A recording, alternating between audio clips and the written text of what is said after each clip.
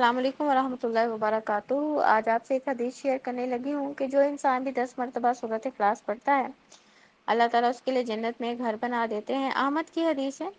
حضرت معاذ بن انس رضی اللہ تعالیٰ عنہ کہتے ہیں کہ آپ صلی اللہ علیہ وسلم نے فرمایا، جس نے قل ھو اللہ احد آخر تک 10 مرتبہ پڑھی اس کے لیے اللہ تعالیٰ جنت میں گھر تعمیر کر دیتے ہیں۔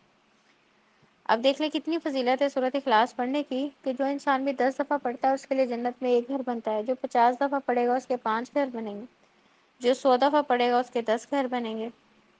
اب یہ آپ کی میری اپنی طاقت ہے کہ ہم جنت میں کتنے گھر بنانا چاہتے ہیں۔ دیکھیں دنیا میں تو ہمیں بڑی خواہش ہوتی ہے کہ ہمارے زیادہ سے زیادہ گھر ہوں، تو یہ خواہش ہمارے دل میں آخرت کے حساب سے بھی ہونی چاہیے کہ ہمارے جنت میں زیادہ سے زیادہ گھر ہوں۔ دوسری فضیلت جو سورۃ اخلاص کی ہے کہ 3 بار جو بھی سورۃ اخلاص پڑھتا ہے اس کو پورا قرآن پڑھنے کا ثواب ملتا ہے۔ مسلم کی حدیث سے حضرت ابو درداء رضی اللہ تعالیٰ عنہ آپ صلی اللہ علیہ وسلم سے روایت کرتے ہیں کہ آپ صلی اللہ علیہ وسلم نے فرمایا، کیا تمہارے لیے ممکن نہیں کہ روزانہ رات کے وقت 1/3 قرآن پڑھ لیا کرو؟ صحابہ کرام نے عرض کیا، 1/3 قرآن کیسے پڑھ سکتے ہیں؟ آپ صلی اللہ علیہ وسلم نے فرمایا، سورۃ اخلاص 1/3 قرآن کے برابر ہے۔ اب دیکھ لیں اگر ہم 3 دفعہ سورۃ اخلاص پڑھتے ہیں تو ہمیں پورا قرآن پڑھنے کا ثواب مل جاتا ہے۔ اب اتنی جو فضیلت اس سورت کی کیوں ہے؟ کیونکہ یہ قرآن پاک کی واحد سورت ہے جو پوری کی پوری توحید پہ بیس کرتی ہے۔ اللہ تعالیٰ نے جو ہمیں حکم دیا ہے کہ اللہ تعالیٰ کو اللہ کی ذات، اللہ کی صفات اور عبادات میں اللہ کو ایک ماننا ہے۔ دنیا میں جو اللہ تعالیٰ کی توحید کو نہیں مانے گا وہ کبھی جنت میں نہیں جا سکتا۔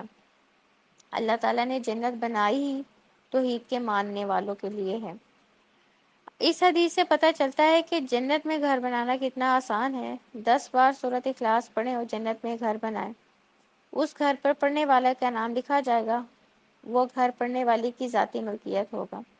اب آپ کی اور میری اپنی طاقت ہے کہ ہم جنت میں گھر کتنا بنانا چاہتے ہیں۔ اپنے بچوں کو بھی جنت میں گھر بنانے کی ترغیب دلائیں اور اس لیکچر کو آگے بھی ضرور سینڈ کریں تاکہ زیادہ سے زیادہ ہم سورۃ اخلاص کی فضیلت کو جان سکیں اور اس سورت کو پڑھ کے زیادہ سے زیادہ دنیا میں بھی فائدہ اٹھا سکیں اور آخرت میں بھی فائدہ اٹھا سکیں۔ سبحانک اللہم و بحمدک، اشہد ان لا الہ الا انت، استغفرک و اتوب الیک۔ ربنا تقبل منا انک انت السمیع العلیم وتب علینا انک انت التواب الرحیم۔ سبحان ربک رب العزۃ عما یصفون وسلام علی المرسلین والحمد للہ رب العالمین۔ السلام علیکم ورحمۃ اللہ وبرکاتہ۔